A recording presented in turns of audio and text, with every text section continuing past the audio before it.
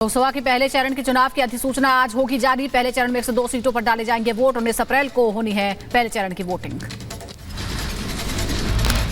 UP के लोकसभा के पहले चरण के लिए आज से शुरू होगा नामांकन। प्रदेश की 8 सीटों पर 19 अप्रैल को होनी है वोटिंग। लोकसभा चुनाव को लेकर कांग्रेस ने तीसरी सूची के नामों पर लगाई मुहर। 11 राज्यों की 80 सीटों के उम्मीदवारों का मंथन हुआ। दिल्ली में पार्टी मुख्यालय में हुई कांग्रेस सीईसी की बैठक। लोकसभा चुनाव में उम्मीदवारों के नामों पर चर्चा हुई।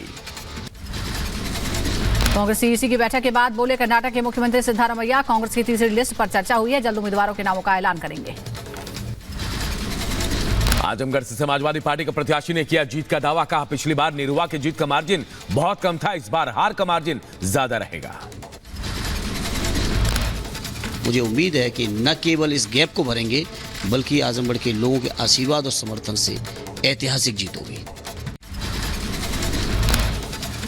महुआ मोइत्रा को लेकर निशिकांत दुबे का बड़ा दावा। कहा मेरी शिकायत को सही मानते हुए सीबीआई जांच के आदेश दिए गए हैं। चुनाव में राजनीतिक दलों द्वारा मुफ्त सुविधाओं पर रोक वाली याचिका पर आज अहम सुनवाई। सुप्रीम कोर्ट करेगा मामले की सुनवाई।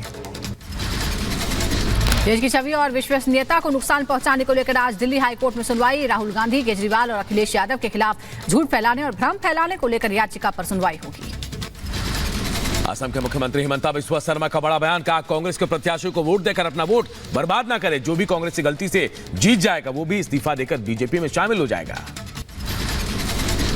राजस्थान के मुख्यमंत्री भजनलाल शर्मा ने कांग्रेस पर साधा निशाना। कहा कांग्रेस की डूबती नाव में कौन बैठेगा। कांग्रेस के लोग लगातार बीजेपी में शामिल हो रहे हैं। अब की बार राजस्थान की सभी 25 सीटें बीजेपी जीतेगी। इस तरह से लगातार कांग्रेस के लोग भारतीय जनता पार्टी में आ रहे हैं। 25 की 25 सीट तो आएंगी, लेकिन अब की बार हम बहुत बड़े मार्जिन से जीतेंगे। मध्य प्रदेश सरकार में मंत्री कैलाश विजयवर्गीय बोले मध्य प्रदेश में कांग्रेस को उम्मीदवार नहीं मिल रहे हैं। कोई भी कांग्रेस के टिकट पर चुनाव लड़ने को तैयार नहीं। इस बार हम छिंदवाड़ा सीट से जीत की शुरुआत करेंगे। इंदौर, जबलपुर, उज्जैन और बहुत सारी ऐसी जगह है कांग्रेस के पास कोई उम्मीदवार नहीं और लड़ने को तैयार। इसके बाद शुरुआत ही छिंदवाड़ा से होगी। लोकसभा चुनाव से पहले तेज हुई सियासत। सीएम हेमंत बिस्वा शर्मा के वॉर पर कांग्रेस नेता अधीर रंजन चौधरी ने पलटवार किया। मथुरा में कार्यकर्ताओं से बोले आरएलडी के अध्यक्ष जयंत चौधरी पुरानी बातें भूलकर एनडीए गठबंधन को मतदान करें। 25 मार्च को शिरोमणि अकाली दल की कोर कमेटी की बैठक। पार्टी नेता दलजीत सिंह चीमा का बयान। कहा पार्टी की रणनीति होगी फाइनल। कैंपेन को लेकर होगी चर्चा। उत्तराखंड के पौड़ी गढ़वाल में अनिल बलूनी ने किया रोड शो। जनसंपर्क और कार्यकर्ता सम्मेलन कर उत्साह बढ़ाया। मीडिया कर्मियों को लेकर चुनाव आयोग का फैसला। चुनाव के दौरान ड्यूटी पर तैनात मीडिया कर्मियों को पोस्टल बैलेट से वोटिंग की सुविधा होगी। मान्यता प्राप्त पत्रकारों को मिलेगी सुविधा।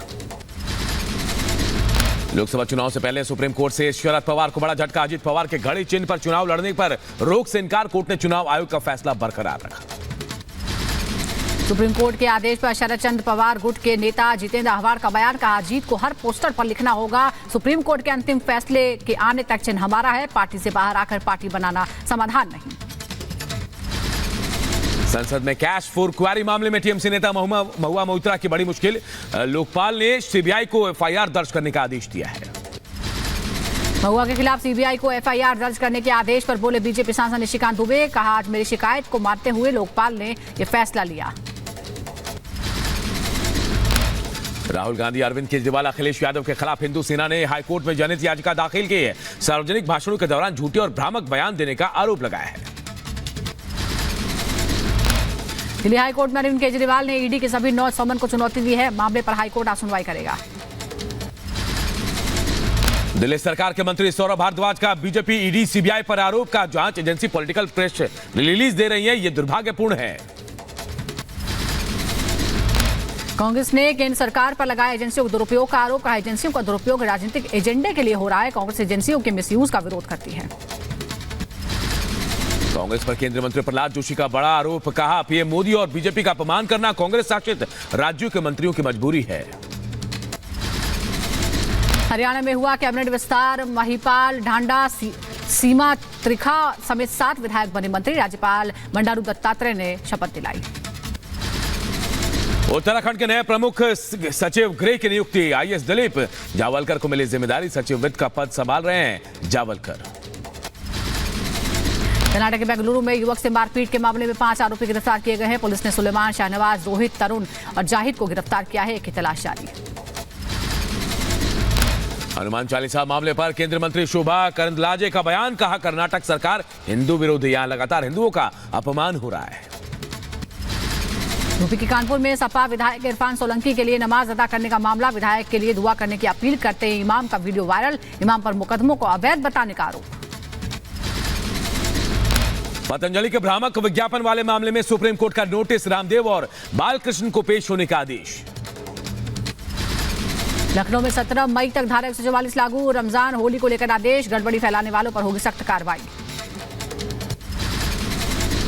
दिल्ली के भारत मंडपम में स्टार्टअप महाकुंभ का आगाज। पीएम मोदी ने सोशल मीडिया पर स्टार्टअप महाकुंभ का जिक्र किया। स्टार्टअप को लेकर बढ़ाया मनोबल। 10:30 बजे पीएम मोदी करेंगे संबोधित। 21 मार्च से 2 दिवसीय भूटान दौरे पर जाएंगे पीएम मोदी। पीएम के दौरे को लेकर तैयारियों में जुटा है भूटान प्रशासन। तस्वीरें सामने आई।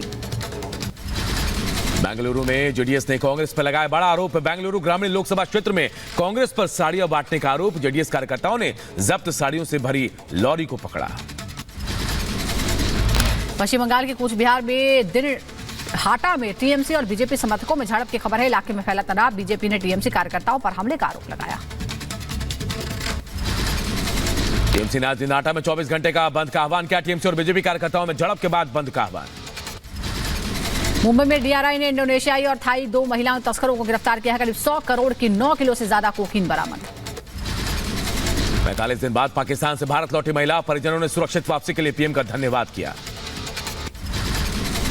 जम्मू कश्मीर के रामबन में जमीन धंसने का मामला। भूस्खलन से दर्जनों घर क्षतिग्रस्त हुए। बनियाल में क्षतिग्रस्त घरों और सरकार स्कूल की तस्वीरें आई सामने। भूस्खलन के बाद विद्यालय पूरी तरह से नष्ट हुआ। 2010 दंगे का मास्टरमाइंड तौकीर रजा फरार। दूसरे राज्यों से भी पुलिस की छापेमारी जारी। पुलिस ने घर पर चस्पा किया वारंट। सपा सांसद डिंपल यादव का बीजेपी को लेकर बयान। बोले, सिर्फ लोगों को भटकाने का काम किया जा रहा है। मुद्दों से भटकाने वाली राजनीति हो रही है। आज उत्तर प्रदेश में महिलाओं की क्या हालत है हम सभी जानते हैं। रोज 6 महिलाओं के साथ रेप हो रहा है, शारीरिक उत्पीड़न हो रहा है, रोज हत्याएं हो रही है। लखीमपुर खीरी में आजा मिश्र टेनी ने अपने संसदीय चुनाव कार्यालय का उद्घाटन किया। कार्यक्रम के दौरान बीजेपी के वरिष्ठ नेता और कार्यकर्ता मौजूद रहे। यूपी के मुरादाबाद जिले का नाम बदलने को लेकर पंडित धीरेन्द्र शास्त्री ने मांग की। कहा, मुरादाबाद का नाम माधवनगर होना चाहिए। हुआ कि पणजी में सीएम सावंत ने व्यापारियों और दुकानदारों के साथ बैठक की। कार्यक्रम को किया संबोधित। दिल्ली के गाजीपुर बॉर्डर के पास से पुलिस ने बैरिकेड्स हटाए। आंदोलनकारियों को लेकर लगाए गए थे बैरिकेड्स। पंजाब के गुरदासपुर में एनआईए की बड़ी कार्रवाई। आतंकी गुरविंदर सिंह और बाबा की प्रॉपर्टी सील की। सिद्धू मूसेवाला के पिता ने पंजाब सरकार पर परेशान करने का आरोप लगाया है। कहा, बच्चे के जन्म के बाद से नियम के नाम पर किया जा रहा परेशान। यूपी की गोंडा में 2 पक्षों में विवाद हो गया। मारपीट में दोनों तरफ से जमकर ईंट पत्थर चले। यूपी के मुरादाबाद में पुलिस और बदमाशों के बीच मुठभेड़। गोली लगने से घायल हुआ बदमाश। यूपी के बुलंदशहर में लूटकांड मामले में पुलिस की बड़ी कार्रवाई। मुठभेड़ में गोली लगने से दोनों शातिर घायल। 5 लाख रुपए भी बरामद। यूपी के लखीमपुर खीरी में घर में किशोरी का शव मिलने से हड़कंप। परिजनों ने हत्या का आरोप लगाया। यूपी के बागपत में पुलिस ने महिला को गिरफ्तार किया है। प्रेमी के साथ फिरकर पति की कराई थी हत्या। यूपी के अंबेडकर नगर में सड़क किनारे युवक का अधजला शव मिला। ग्रामीणों ने पुलिस को सूचना दी। यूपी के एटा में चुनाव से पहले पुलिस की बड़ी कार्रवाई। 121 वारंटियों को पुलिस ने जेल भेजा।